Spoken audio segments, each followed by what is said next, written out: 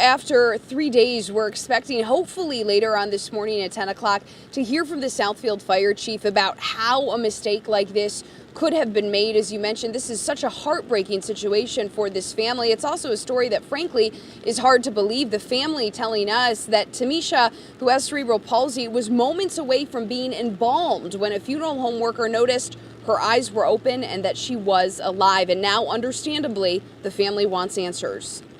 As I prayed, I was feeling for a pulse, and actually I did feel a pulse. It was faint, but I felt a pulse. Savannah Spears is talking about her goddaughter, 20-year-old Timesha Beauchamp. It was every family's worst nightmare Sunday morning when they found Timesha, who has cerebral palsy, unresponsive. They called 911, and Southfield first responders arrived at the family's home. And at some point between approximately 7:30 and 8 a.m.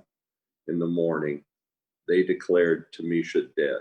But Spears, who has a nursing background, says they called paramedics back into the room when they thought Timesha still had a pulse. She says first responders told her any movement was involuntary, a result of the drugs used to revive her. They felt for a pulse, and they said that I didn't feel one, so I just didn't argue. Almost 4 hours later, a Detroit funeral home worker unzipped a body bag, only to see Timesha, eyes open and alive. I was like, oh my God, it was a miracle. That was a miracle.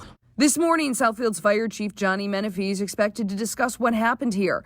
Action News has been trying to speak with him since this occurred. We've also requested an interview with Southfield's EMS coordinator. We'll hope that they will learn that the next time, maybe they should take the initiative to take the patient to the hospital, before they make a final decision.